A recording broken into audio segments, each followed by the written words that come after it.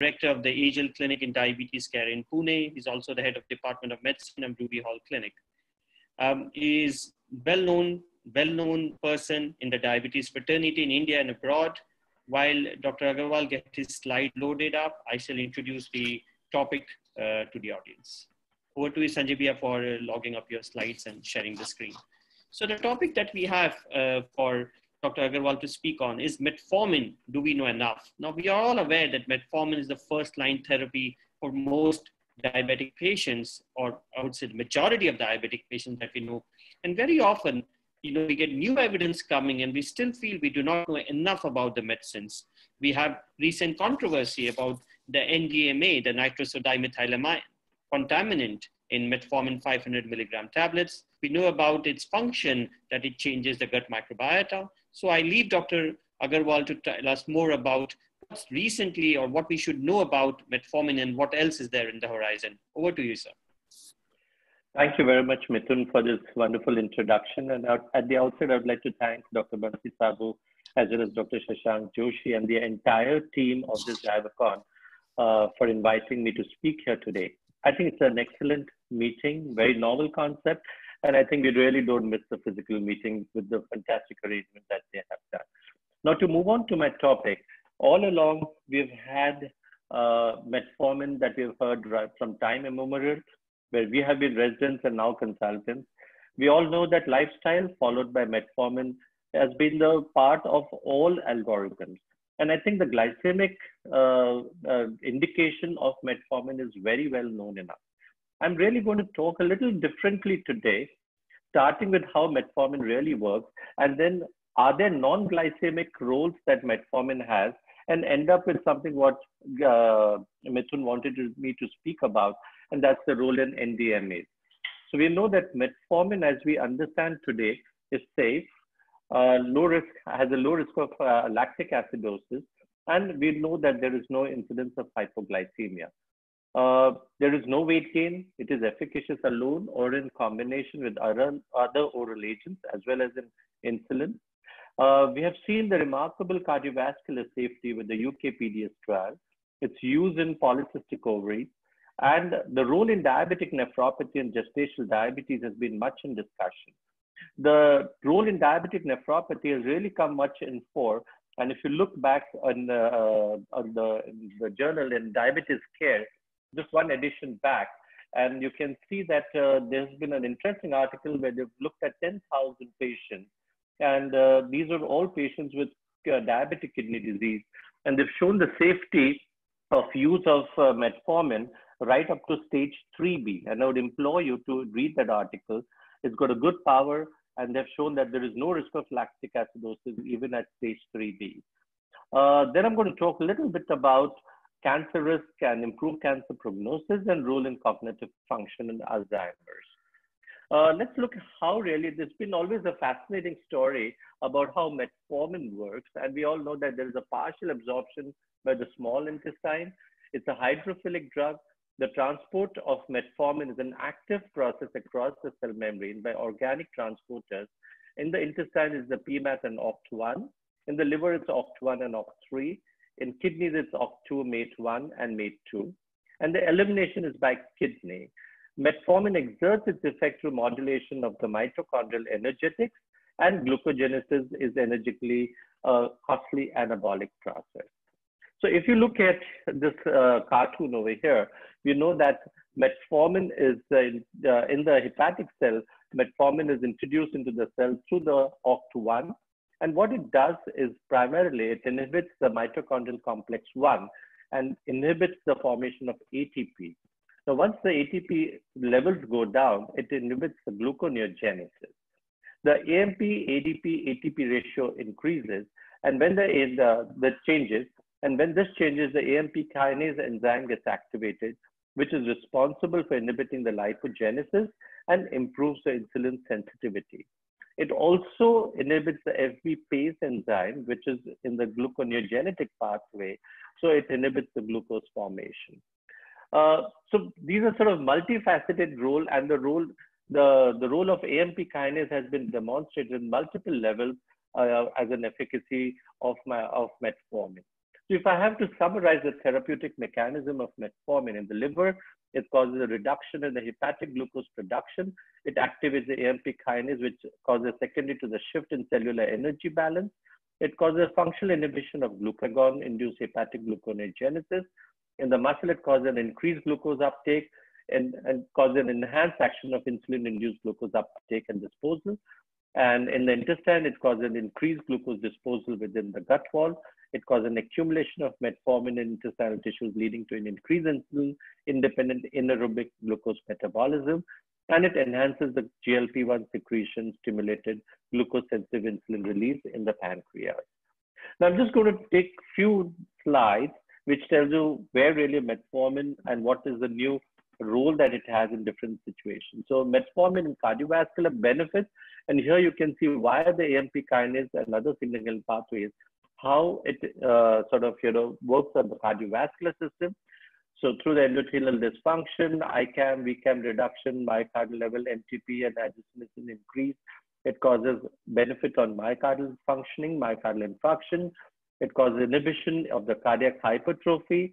It has beneficial effects in heart failure, and of course on the cardiomyopathies, diabetic cardiomyopathy. So myocardial complications are all linked to type 2. And what you can see over here is primarily the main putative molecular mechanisms involved in the cardioprotective effects of metformin. Okay, so the cardiovascular protection is through multiple mechanisms, through weight loss, through lipid improvement in lipid parameters, blood pressure, variable effects, hemostatic function, where there could be a shift towards more efficient fibrinolysis consistent with the reduced tendency to intravascular clot formation, reduced inflammation and oxidative stress, and of course, direct anti-atherogenic effects. Now, the effect of lipid metabolism is it lowers the plasma triglycerides and selective VLDL. It causes triglyceride uptake and fatty acid oxidation in brown adipose tissue. It reduces the hepatic steatosis, and the AMP kinase activation induces the fatty acid oxidation and inhibition of lipogenesis. We can clearly see that its role in atherogenesis, it inhibits the ROS overproduction. AMP kinase activation induces endothelial nitrous oxide synthesis activation. It inhibits the endothelial reticulum stress and oxidative stress, reduces the age synthesis and expression of RAGE in endothelial cell, and reduction in ICAM, VCAM expression, which reduces the cardiovascular event. These are some of the new cardiovascular benefits that we know that has antithrombotic properties. Reduction in platelet aggregation affects the cardiomyocyte function in diabetic cardiomyopathy, and it exerts a cardioprotective effect against ischemia reperfusion injuries. I'm not going to go into the details of these trials. These are some of the trials that we know, and metformin is associated with reduction in all-cause mortality in type 2 patients with CKD, congestive heart failure, as well as in chronic liver disease. And you've got enough data to show this. And we are familiar with this, which is the AD algorithm, that you have first line is, of course, lifestyle, and then, of course, you've got metformin. And depending on whether the ASCVD predominates or heart failure or CKD, you choose your next line of agent. Now, the role of metformin in cancer is a little controversial. There have been multiple papers that have come out right from 2015. I've just made a collage of some of the papers.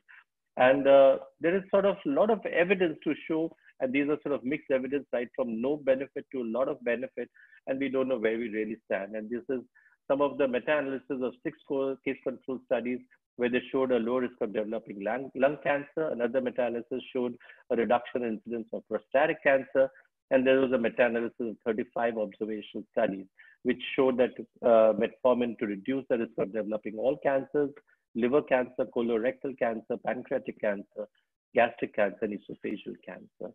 And this is some of the proposed mechanisms that we've got, but please remember that this is all sort of, we don't have enough data, and perhaps the conventional doses that we use, we don't know really whether that has a protective effect or not, or whether we should. So we don't really have the exact dose that may exert these effects, and nobody has really studied that as of now. And these are some of the systematic reviews and meta-analysis, and plenty of them, and they range from no benefit to a lot of benefit. So we really don't have a consolidated view that should we give it, does it have a definite benefit or not. Now, metformin in gestational diabetes and polycystic, We have clear evidence, of course, in polycystic where it reduces insulin resistance. So when you have PCO with menstrual irregularities, improves menstrual irregularities and hirsutism.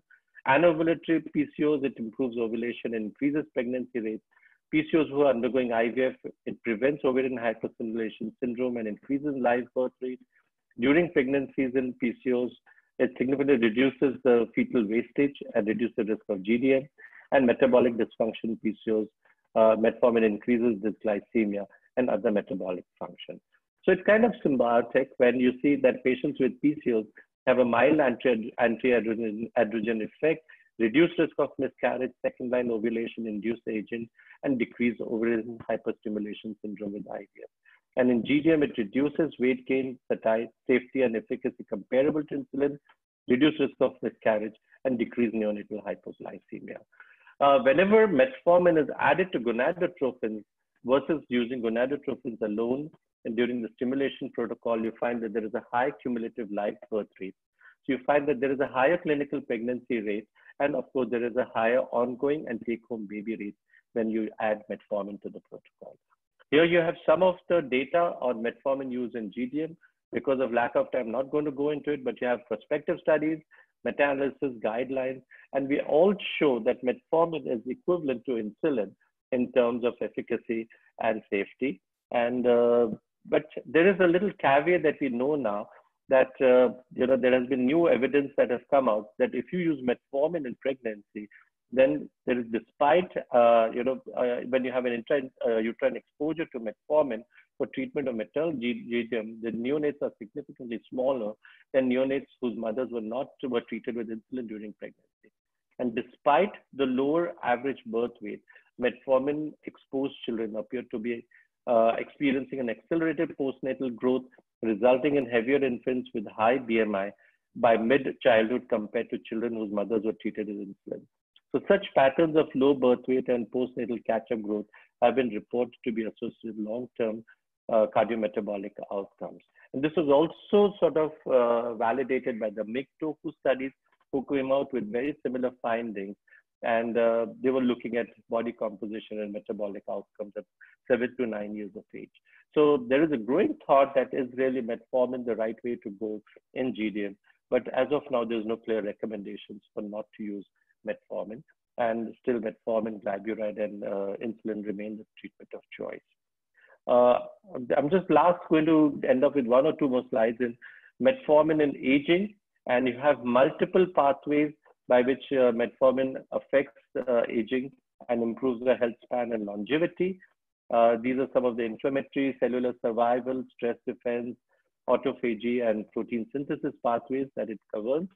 And it causes microbiome modification, reduction of cell growth and proliferation, protection against proteins, lipids, and DNA damage, reduction of oxidative stress and endothelial dysfunction, enhanced mitochondrial biogenesis and autophagy, reduction of cellular senescence, reduction of inflammatory response, amelioration of lipid metabolism, reduction of hyperglycemia and age, and enhanced insulin sensitivity. So all these are primarily responsible.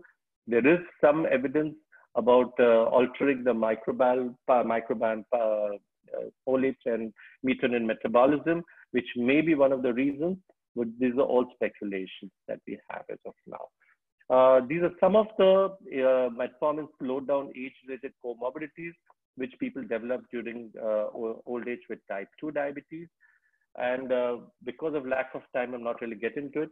I'm just going to end up with the last thought, and that recently we had evidence about the NDMA impurities that were detected in the metformin sustained release, and they were shown to link to cancer. Remember that NDMA's presence in foodstuffs. What is important is the level that is there, and anything less than 96 nanograms per day is not shown to be associated with anything. If you have more than 96 nanograms, then there is some evidence of cancer risk, and these are only in the sustained release population.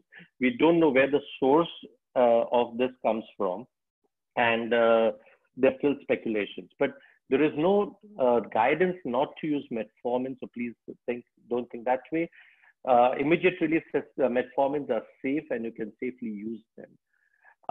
These are some of the examples of biogonad research that is going on. I don't have time to elucidate it, but there are some, they're talking about metformin interaction and inhibition of the mitochondrial respiratory chain complex. We are talking about tissue-specific regulation of mitochondrial biogenesis. We want to know how that really acts as an insulin sensitizer in vivo. We want to define the mechanism that limits the duration of efficacy of metformin in patients with type 2. Clarify why cardiac benefits of metformin are greater in diabetics than non-diabetics, and so on and so forth. So we have a lot of data that we still have to look at. So in 60 years of metformin use, we have seen multiple use where metformin has really come to fore. I think this is perhaps one of the most wondered drugs in medicine, where it has shown effects for dyslipidemia, pregnancy, diabetes prevention, type 1, tuberculosis, NAFLD, inflammation, type 2, cardiovascular disease, obesity, aging, and polycystic. So you have metformin, one drug, many names. It's master of all trades, multitasker, wonder drug, and a multifaceted drug. Thank you so much for your patient listening. Thank you. Thank you, Dr. Agarwal. That was a very nice lecture. I think the conclusion would that be nice to understand that metformin is a wife who keeps reinventing herself as a girlfriend to keep the interest on. Absolutely, I agree with you. I mean, when I was preparing this lecture, it fascinated me that we just look at the glycemic effects of metformin so much, but there is so much of data about metformin in the non-glycemic areas, and this just is an evidence that keeps growing all the time. So it's really fascinating. You asked me about the microbiome, and there is growing data about the benefits of metformin on microbiome alterations. And we have known that microbiome has a role to play where diabetes and obesity is concerned. And there is a benefit in that area. But of course, that's always sort of, growing thoughts, and more work is coming in that area. And would you recommend that for the time being, we not use extended release metformin formulations in India, because one of the Indian companies was also involved? Yeah.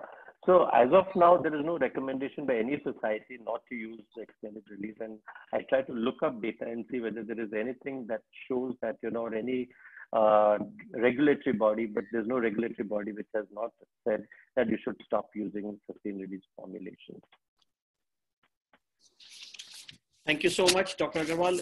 Thank you for answering the questions. And maybe at the end of the session, we'll take the whole the group together and take some more questions at the end. Now we move on to the next topic. Thank you. Now we invite Dr. Pratik Chaudhary